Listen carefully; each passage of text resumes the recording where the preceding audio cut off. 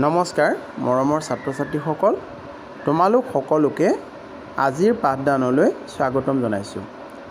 ছাত্ৰ ছাত্ৰীসকল আজি আমি তোমালোকৰ সৈতে সপ্তম শ্ৰেণীৰ ইংৰাজী পাঠ্যপুথিৰ অন্তৰ্গত lesson 3 from the diary of Anne Frank নামৰ লেছনটোৰ অসমীয়া ভাঙনি সহ আলোচনা কৰিবলৈ আগবাঢ়িছোঁ। আশা কৰিছোঁ তোমালোকে তোমালোকৰ ইংৰাজী পাঠ্যপুথিৰ এই পাঠটো উলিয়াই ল'বা। ছাত্ৰ ছাত্ৰীসকল আমি পাঠটোৰ মূল অংশলৈ যোৱাৰ আগতে পাঠটোৰ একেবাৰে শীৰ্ষত থকা এই বাকচটোৰ ভিতৰৰ শাৰীকেইটালৈ লক্ষ্য কৰা। Do you have a friend with whom you share your innermost thoughts and feelings? যে তোমাৰ এনে এজন বন্ধু আছেনে যিজনৰ সৈতে তোমাৰ মনৰ একান্ত ভাৱ অনুভূতি বা অন্তৰংগ ভাৱ অনুভূতি ভাগ বতৰা কৰিব পাৰা। Do you note down your thoughts in a diary? যে তোমাৰ যিখিনি মনোভাৱ বা মনৰ চিন্তাধাৰা সেইখিনি তুমি এখন দিনলিপিত লিখি ৰাখিব পাৰানে? Discuss with the friend sitting next to you? যে তোমাৰ কাষতে বহা বন্ধুজনৰ সৈতে তুমি আলোচনা কৰা। The advantages and disadvantages of writing a diary? যে এখন দিনলিপি লিখাৰ সুবিধা আৰু অসুবিধা এইসমূহৰ বিষয়ে। Now read about a 13-year-old girl called Anne Frank whose diary has become a classic within bracket a useful piece of writing remaining popular over decades. যে ইয়াত কৈছে যে এতিয়া তুমি পঢ়া এগৰাকী 13 বছৰীয়া ছোৱালীৰ বিষয়ে যিগৰাকীৰ নাম আছিল এন ফ্ৰাংক আৰু যিগৰাকীৰ দিনলিপি জনপ্ৰিয় হৈ পৰিছিল। সেই জনপ্ৰিয় ক্লাছিক বুলি ইয়াত এটা শব্দ আছে। ইয়াত এটা কথা লিখা আছে ইউজফুল পিচ অফ ৰাইটিং? যে এটা প্ৰয়োজনীয় বা গুৰুত্বপূৰ্ণ লেখা ৰিমেইনিং পপুলাৰ অভাৰ ডিকেডছ, যি লেখা দশক ধৰি জনপ্ৰিয় হৈ আহিছে। এতিয়া আমি পাঠটোৰ মূল অংশলৈ আগবাঢ়োঁ। A 13-year-old girl in the Netherlands was given a diary for her birthday on June 12, 1942। যে 1942 চনৰ 12 জুন তাৰিখে এজনী 13 বছৰীয়া ছোৱালী যিগৰাকী আছিল নেদাৰলেণ্ডৰ তাইক এখন দিনলিপি বা ডায়েৰী দিয়া হৈছিল তাইৰ জন্মদিনৰ উপলক্ষে। 2 days later দুদিনৰ পাছত she started writing her diary। তাই তাইৰ দিনলিপিখন বা সেই ডায়েৰী লিখা কাম আৰম্ভ কৰিছিল। The 13-year-old girl was Anne Frank। যে এই 13 বছৰীয়া ছোৱালীজনী আছিল Anne Frank. born on June 12, 1929। 1929 চনৰ 12 জুন তাৰিখে জন্ম হৈছিল। She was the daughter of Otto S. Frank and her mother was Edith Frank। যে তাই আছিল অটো এছ ফ্ৰাংকৰ জীয়ৰী আৰু তাইৰ মাকৰ নাম আছিল এডিথ ফ্ৰাংক। অৰ্থাৎ দেউতাকৰ নাম আছিল অটো এছ ফ্ৰাংক আৰু মাকৰ নাম আছিল Edith Frank. The world would not have known her? বিশ্বই তেওঁক নাজানিলেহেঁতেন। Had her diary not been published after her death? যদিহে তাইৰ মৃত্যুৰ পাছত তাইৰ ডায়েৰীখন প্ৰকাশ নকৰিলেহেঁতেন। Anne Frank died in a concentration camp in early March 1945। Anne ফ্ৰাংকৰ মৃত্যু হৈছিল এটা কনচেনট্ৰেশ্যন কেম্পত 1945 চনৰ 1 মাৰ্চত। ইয়াত কনচেনট্ৰেশ্যন কেম্প বুলি কওঁতে এটা কথাই বুজি পাব লাগিব যে দ্বিতীয় বিশ্বযুদ্ধৰ সময়ত যিসকল যুদ্ধবন্দী আছিল তেওঁলোকক ৰাখিবৰ কাৰণে কিছুমান কেম্প প্ৰতিষ্ঠা কৰিছিল। এই কেম্পবিলাককে কনচেনট্ৰেশ্যন কেম্প বুলি কোৱা হয়। বৰ্তমান যি প্ৰিজন বা বন্দীশাল বুলি কোৱা হয় সেই বন্দীশাল বা প্ৰিজনক আন কথাত সেই সময়ত কনচেনট্ৰেশ্যন কেম্প বুলি কোৱা হৈছিল। Her father Otto Frank was the sole member of the family who survived World War II। তাইৰ দেউতাক অটো ফ্ৰাংক আছিল একমাত্ৰ পৰিয়ালৰ সদস্য যিগৰাকী বৰ্তি আছিল দ্বিতীয় বিশ্বযুদ্ধৰ সময়ত। অৰ্থাৎ দ্বিতীয় বিশ্বযুদ্ধৰ সময়ত তেওঁৰ দেউতাক অটো ফ্ৰাংক মাত্ৰ পৰিয়ালৰ সদস্যসকলৰ ভিতৰত জীয়াই আছিল। Next paragraph. Though she had started writing her diary in the summer of 1942, যদিওবা তাইৰ ডায়েৰী লিখা কামটো 1942 চনৰ গ্ৰীষ্মকালতেই আৰম্ভ কৰিছিল, it was never with an intention of creating a record of her experiences during the World War. কিন্তু এই কামটো তাই দ্বিতীয় বিশ্বযুদ্ধৰ কোনো অভিজ্ঞতাৰ নথি সংগৃহীত কৰি ৰাখিবৰ মনোভাৱেৰে কৰা নাছিল। This was a way to pass time fruitfully while hiding from the German army in an underground safe house. এইটো আছিল সময় পাৰ কৰাৰ এক ফলপ্ৰসূ উপায় যেতিয়া জাৰ্মান সৈনিকৰ পৰা মাটিৰ তলৰ সুৰক্ষিত গৃহত লুকাই থাকিবলগীয়া হৈছিল। Anne's voice has reached out across continents and generations, and her diary is one of the most important documents of the tragedies of the war. Anne ফ্ৰাংকৰ কণ্ঠই মহাদেশৰ পৰিধি অতিক্ৰম কৰিছিল আৰু বিভিন্ন প্ৰজন্মক স্পৰ্শ কৰিছিল, আৰু তাইৰ ডায়েৰীখন যুদ্ধৰ বিভীষিকা বৰ্ণনা কৰা এখন গুৰুত্বপূৰ্ণ দলিল হিচাপে কাম কৰিছিল। ছানডে 14 জুন 1942, অৰ্থাৎ তাইৰ জন্মদিনৰ দুদিনৰ পাছত তাইৰ ডায়েৰীত এই কথাখিনি লিখিছিলে, সেইকাৰণে তাৰিখটোৰ ওপৰত 14 জুন বুলি আছে। On Friday, 12 June, I woke up at 6 o'clock and no wonder it was my birthday. কি কৈছে যে ফ্ৰাইডে দিনা শুকুৰবাৰে 12 জুন তাৰিখে মই সাৰ পাইছিলোঁ 6টা বজাত আৰু মই আচৰিত হোৱা নাছিলোঁ কোনো। It was my birthday আৰু মোৰ এইটো জন্মদিন আছিল। But of course I was not allowed to get up at that hour. So I had to control my curiosity until a quarter to 7. কিন্তু সেই সময়ত মোক উঠিবলৈ অনুমতি দিয়া হোৱা নাছিল আৰু সেইবাবে মোৰ ইচ্ছুকতাক মই দমন কৰি ৰাখিবলগীয়া হৈছিল 7টা বাজিবলৈ 15 মিনিট থকালৈকে। ইয়াত এই কোৱাৰ্টাৰ বুলি কওঁতেনে এটা কথাই বুজিম যে 4 ভাগৰ 1 অংশ, অৰ্থাৎ এঘণ্টাক 4 ভাগ কৰিলে প্ৰতিটো ভাগতে 15 মিনিটকৈ পৰে। গতিকে 7টা বাজিবলৈ 15 মিনিট থকা বা 6টা 45ৰ এই সময়কণক বুজাইছে। Then I could bear it no longer and went to the dining room where I received a warm welcome from Morty the cat. ইয়াত কৈছে যে মই বৰ বেছি দেৰিলৈকে অপেক্ষা কৰি থাকিব পৰা নাছিলোঁ আৰু মই ডাইনিং ৰুমলৈ গৈছিলোঁ য'ত মই মূৰ্তিৰ পৰা অৰ্থাৎ সেই মেকুৰীটোৰ পৰা এটা উষ্ম সম্ভাষণ লাভ কৰিছিলোঁ। Soon after 7, I went to mommy and daddy and then to the sitting room to undo my presence.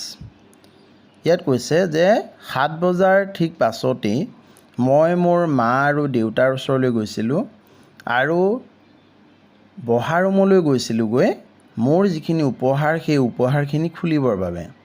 The first to greet me was you, possibly the nicest of all.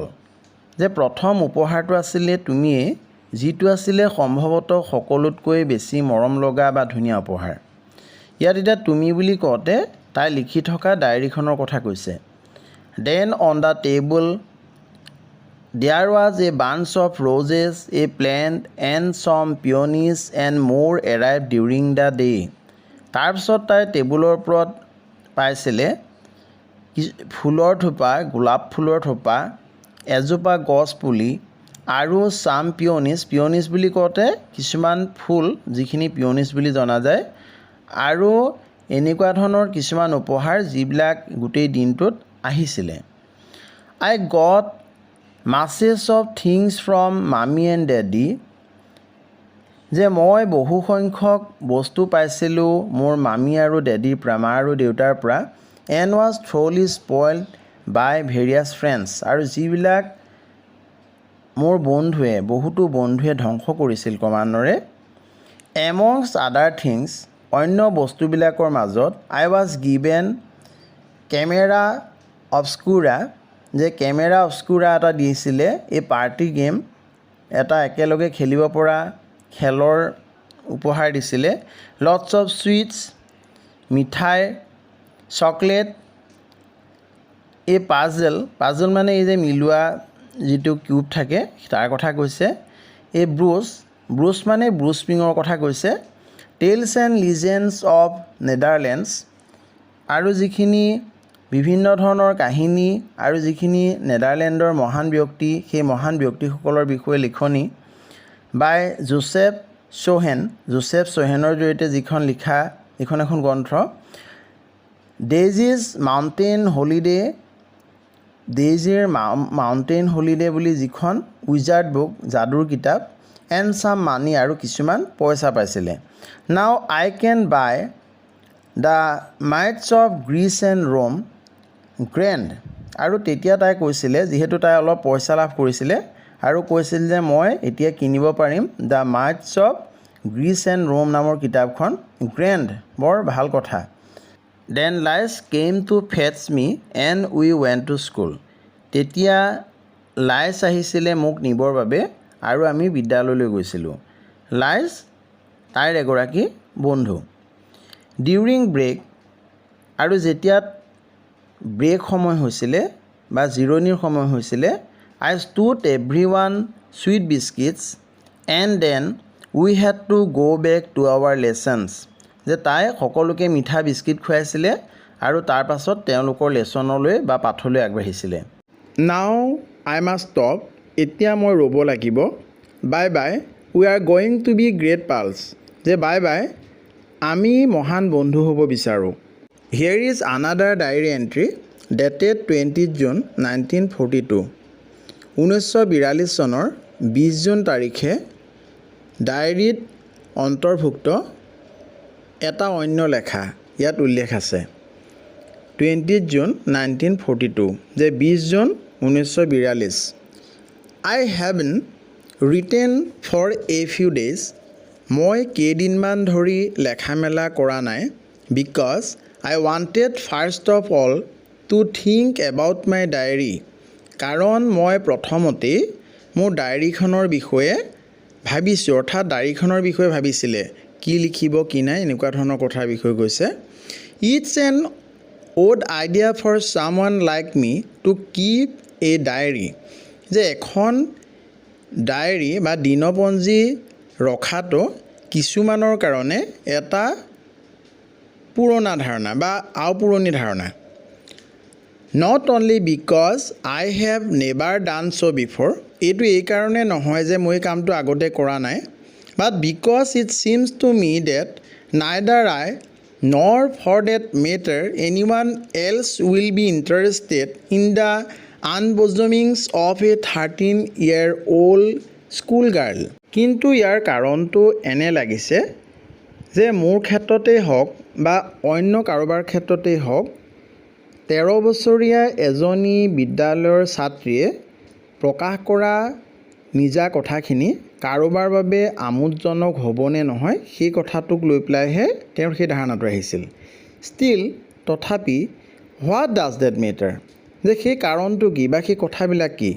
I want two right মই যিবিলাক লিখিব বিচাৰোঁ বাট মোৰ than that কিন্তু সেইবিলাকতকৈও I want to bring out all kinds of things মই উলিয়াব বিচাৰোঁ বা লিখিব বিচাৰোঁ সেই সকলো কথাবিলাক ডেট লাই buried deep in my heart যিবিলাক হৃদয়তেই গভীৰভাৱে ৰেখাপাত কৰি সমাধিস্থ হৈ গৈছে অৰ্থাৎ কাকো প্ৰকাশ নকৰাৰ বাবে যিবিলাক হৃদয়তেই জহি খহি গৈছে next paragraph there is a saying that যে এটা কথা কোৱা হয় যে paper is more patient than men যে মানুহতকৈ এখন কাগজ বেছি সহনশীল অৰ্থাৎ কাগজত লিখা কথাবিলাকৰ কথা কৈছে ইয়াত it came back to me এই কথাবিলাক মোৰ মনলৈ আহিছিলে on one of my slightly melancholy days যে যেতিয়া লাহে লাহে মোৰ সেই দুখৰ দিনবিলাক নামি আহিছিলে তেতিয়া while I sat chin in hand যেতিয়া মই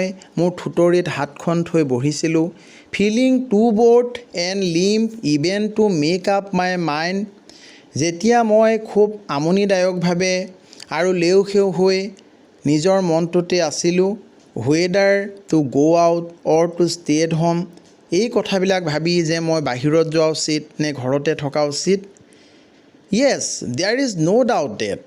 হয়, এই কথাটো কোনো সন্দেহ নাই বা নিঃসন্দেহ যে পেপাৰ ইজ পেচেণ্ট, যে এখন পেপাৰ হৈছে সহনশীল। And as I don't intend to show' this cardboard covered notebook bearing the proud name of diary to এনিৱান, আৰু যিহেতু সেই ডাঠ কাগজেৰে সৈতে আবৃত কৰা সেই নোটবুকখন, যিখনে ডায়েৰী নামৰ সেই নামেৰে সৈতে গৌৰৱান্বিত হৈ থাকে, তাক কাকো দেখুওৱাৰ মোৰ মনোভাৱ নাই। আনলেছ আই ফাইণ্ড এ ৰিয়েল ফ্ৰেণ্ড, এজন উপযুক্ত বা প্ৰকৃত বন্ধু নোপোৱালৈকে, বয় অৰ গাৰ্ল, এজন ল'ৰা নতুবা ছোৱালী, প্ৰবেবলি ন'বডি কেয়াৰ্ছ, সম্ভৱতঃ কোনেও গুৰুত্ব নিদিব। অৰ্থাৎ এই ভয়টোৰ বাবে তেওঁ কাকো দেখুওৱাৰ মনোভাৱটো নাছিলে। এণ্ড নাও, আৰু এতিয়া I came to root of the matter, এতিয়া মই এই কথাটোৰ মূল অংশলৈ আহিছোঁ, গুৰিলৈ আহিছোঁ। The reason for my starting a diary, যে এখন ডায়েৰী লিখিবলৈ আৰম্ভ কৰাৰ কাৰণটো, ইট ইজ ডেট, এইটো হৈছে যে I have no' such real friend, যে মোৰ তেনে কোনো বিশেষ প্ৰকৃত বন্ধু নাই।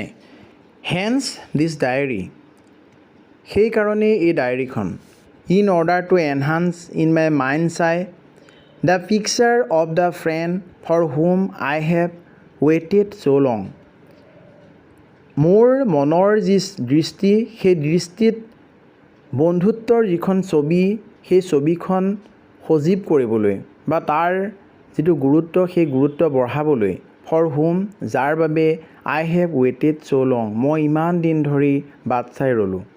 আই don't want to set down a series of bald facts in a diary like most people do, যে বেছি সংখ্যক বা সৰহভাগ মানুহে ডায়েৰীত লিখা কিছুমান কথাৰ লিখাকৈ বাল্ক ফেক্টছ, ইয়াত বাল্ক ফেক্টছ বুলি কওঁতে কিছুমান পোনপটীয়াকৈ প্ৰকাশ কৰা কথা বতৰাৰ কথা প্ৰকাশ কৰিছে।